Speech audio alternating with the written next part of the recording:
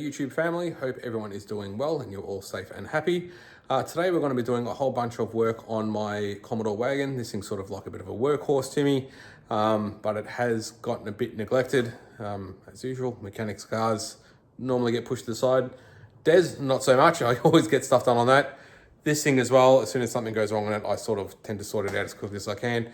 But this, it sort of gets pushed to the wayside. So we're going to get started on this thing and try and get some work done on it. So yeah, hope you enjoy the video. So it's a not so bright and early morning here. As you can see, it's still quite early. The sun's coming up. So yeah, I've had a job cancel that was booked in for this morning that I had half a day put aside to do. And I thought, you know what, I'm going to use that opportunity to try and get as much done on this wagon as I can.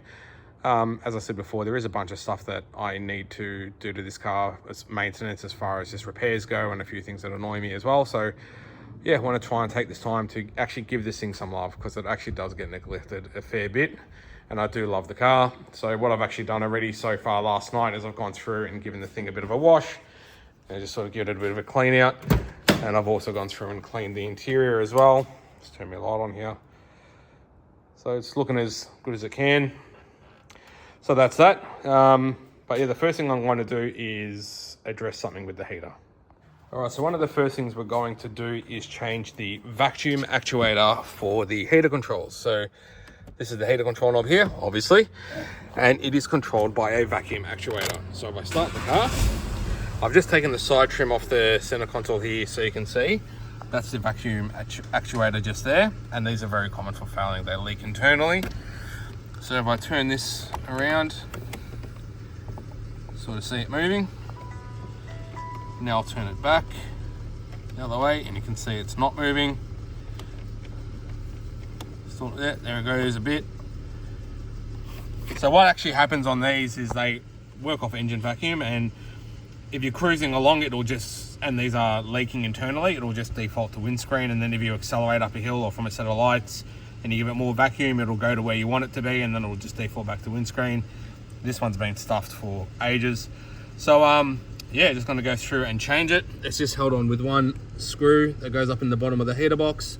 You've got to unclip the rod, and then you just got to make sure that you clip the vacuum hoses onto the right fittings. So yeah, we'll just get that changed out. Here's the new one here. And if you need one of these for your own car, there's the genuine Holden part number. So we'll get this swapped out real quick. Beautiful, got that swapped over. There is another one actually further in there, as you can see back there. That one was actually still okay, but I thought, you know what, you've got to take that one out to get the back one out, and I always keep these actuators in stock, so I thought I'm just going to change both. So I did. So they're both done. That one is much the same thing, but the screw is pretty hard to get to as it's sort of back there. You need to use a ratchet with a Phillips head bit on it. But anyway, they're done, so I won't have any issues from either of them for quite a while. So we'll put this trim back on, and now we'll get the car set up in the back section of the garage on the hoist. Next thing I'm going to do is just polish up these headlights, as they are getting a little bit dull. So I'm just going to use an Avro headlight polish. I do have proper headlight restoration kits here, but that takes effort, so I'm just going to take the easy way out.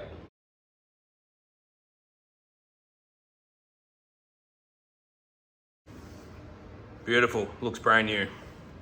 Sick, on to the next. It's all set up on the hoist. I've already gone ahead and done a coolant change on the thing.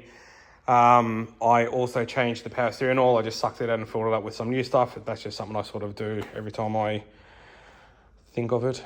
I've taken the cane and air filter out and give that a quick clean as well. So that's sort of under here, stuff sorted for the meantime.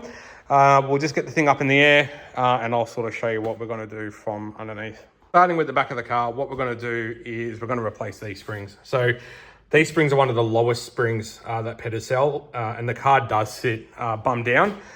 So I want to raise the height of the back just slightly. I've got some springs, which I'll show you in a sec, which will raise the rear height by about 12 mil. And also I've got helper bags in these springs, because I used to tow the boat with this car as well, which was a funny thing to see with how low it is.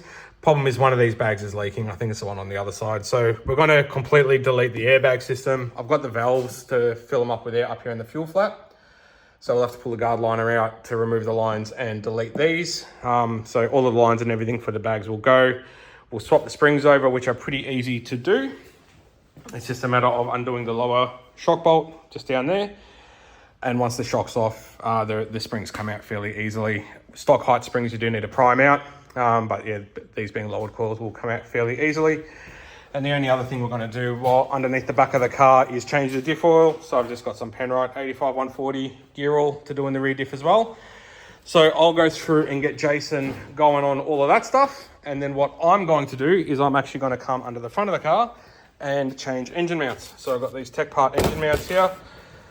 When I first bought this car some 80,000 Ks ago, I did put engine mounts in this thing shortly after I got it. They do have a hydraulic mount, hydraulic encased rubber mount from factory, but you can change them to just solid rubber, which I did. It does give you a bit more vibration and stuff, but now one of these is stuffed. So I'm going to go back to the hydraulic rubber mounts as well. You've seen me do engine mounts on these things before as well. So that's basically going to be the game plan for now. Get Jason going on that stuff on the rear, and I'll do the engine mounts up front. And seeing how we go for time, we might do a bit more. All right, made some progress. I've just got the oil draining at the moment. I've already put a new oil filter on it as well. Engine mounts are in, so that's awesome. I'm really glad that's done. It's been a job I've been wanting to do for ages. The diff is full of new oil, 85-140 oil's in. Even put a new fuel filter on it. Rear springs are in as well, so they're all looking good. So yeah, making a bit of progress. As for oil, this time, last time I ran just a generic mineral 15W40, but the oil pressure's been sort of a little bit lower than I'd like it to be when the engine's warm. So I'm stepping it up to a 15W60 full synthetic. The higher number represents the thickness of the oil when it's hot. And I'm also going to put in a bottle of Maury's stabilizer tomato sauce as well. So we'll get that all done and we'll move on to the next thing. Next port of call, as far as service items goes, is going to be an automatic transmission service. The transmission oil in this thing isn't particularly dirty. It's not too bad. I did do a transmission service probably about 30,000 Ks ago. Have done a fair bit of towing since then, and I figured if we're doing all the other fluids on the car, might as well give this a refresh as well. You have seen me do these before in previous videos. So what I'm going to do is I'll probably just get the pan off and get the filter out, and I'll show you in a bit more detail what they look like inside with the pan off, as that's something I haven't done. So yeah, we'll just get into it. Just wanted to sort of stop at this point. This is sort of how I do them. I get all the bolts out and just leave a couple in the rear, drop the front down a bit, and then I fully remove another one of the back corner ones and just leave the other back corner one loose, just so the transmission the pan can sit down on an angle like that to try and drain as much fluid out as possible without making too much of a mess. So as you can see, the transmission oil isn't too bad. It's only slightly brown, but playing the while we're at it card. So I'll finish getting the pan off and I'll get the filter out and I'll give you another look. So this is what the bottom of the autos in these things look like. This is a 4L60E transmission. Yeah, so that's basically what they look like with the pan off and the filter out. This big doohickey here is your valve body. Your valve body contains a whole bunch of passages and stuff that controls what gear the transmission is in at any given time. But as far as basic transmission service stuff goes, that's how it looks. This is the filter down here. So it sucks up fluid from down in there, and then it pushes it up through that fitting there. That fitting presses up into that hole. There is a seal up in there, which can be quite tricky to get out. You are supposed to change it when you do a transmission service. I have found, this is just what I found. Don't take this advice if you don't want to. You can reuse them like once or twice, but beyond that, I would highly recommend replacing it. And this is what the sump looks like. This is the gasket, obviously, that seals it onto the bottom of the transmission. This is a genuine gasket. Last time I serviced this, I used a genuine kit, and there's a magnet in here as well. So make sure you clean that magnet out, give it a clean out. You clean all of this out. I normally just give the bottom of the transmission a wipe. New filter in, new gasket, slap it all together. It's all cleaned up, new filter is in. I've got the pan all cleaned out with the new gasket laid on, and I've put half a bottle of sauce in there as well. I'm a big fan of this sauce stuff. I've mentioned it in a couple of my videos.